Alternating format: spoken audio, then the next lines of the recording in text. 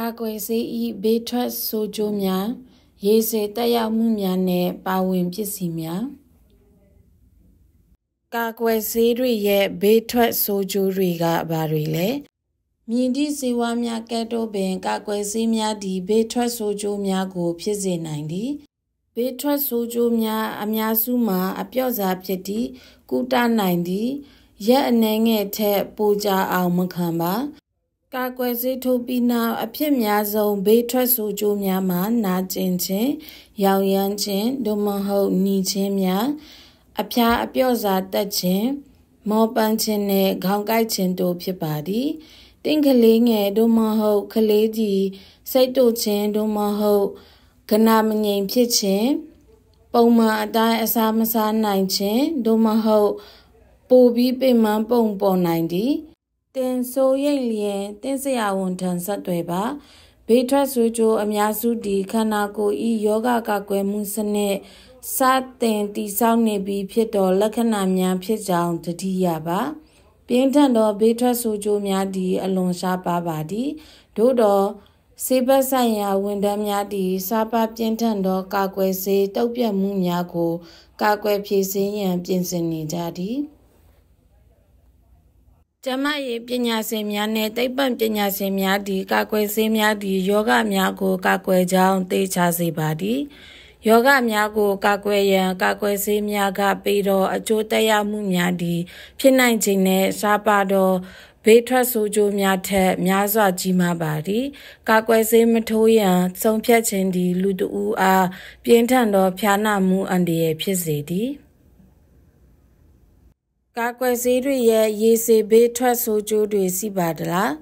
အချို့သောမိဘများသည်ရေရှည်ဘေးထွက်ဆိုးကျိုးများသို့မဟုတ်ကာကွယ်ဆေးဖြင့်ကလေး၏ကျန်းမာရေးကိုအပီးအပိုင်ထိခိုက်စေမည်ကိုစိုးရိမ်ကြသည်ကာကွယ်ဆေးများသည်အောက်တီဇမ်ပန်းနာရင်ချက်အလိုအလျောက်ခုခံအားယောဂများသို့မဟုတ်အခြားကျန်းမာရေးပြဿနာများနဲ့ဆက်စပ်မှုမရှိပါကာကွယ်ဆေးထိုးခြင်းသည်ယောဂများကိုတိုက်ထုတ်ရန်ခန္ဓာကိုယ်၏ခုခံအားစနစ်ကိုလေ့ကျင့်ပေးခြင်းဖြင့်အတက်စေကျန်းမာစွာနေထိုင်ရန်ကူညီပေးနိုင်ပါသည်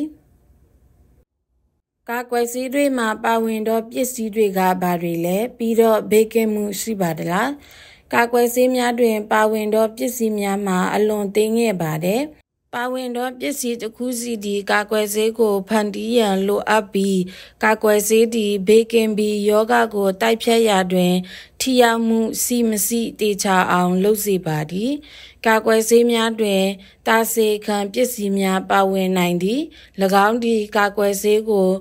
မညစ်ညမ်းစေရန်တေချာစေပါသည်ကာကွယ်ဆေးများတွင်အလူမီနီယမ်ဆာကဲ့သို့ပါဝင်ပစ္စည်းများပါဝင်နိုင်သည်ဒါတွေကခန္ဓာကိုယ်ရဲ့ခုခံအားကိုမြင့်တင်ပေးပြီးပုံမကောင်းမွန်တဲ့ကိုယ်ခံအားတုပ်ပြတ်မှုကိုကူညီပေးပါသည်ကာကွယ်ဆေးများတွင်တကြားနဲ့ဂျယ်လီတန်ပါဝင်နိုင်ပြီးကာကွယ်ဆေးကိုတည်ယူပို့ဆောင်ခြင်းနဲ့တိုးလောင်မှုအတွင်းခိုင်ခန့်အောင်ထားရန်အသုံးပြုပါသည်ကာကွယ်ဆေးများသည်ကာကွယ်ဆေးထုတ်လုပ်ရန်အတွက်ဗိုင်းရပ်စ်သို့မဟုတ်ဘက်တီးရီးယားများလုံလောက်စွာကြီးထွားရန်အတွက်ကြက်ဥပရိုတင်းကဲ့သို့သော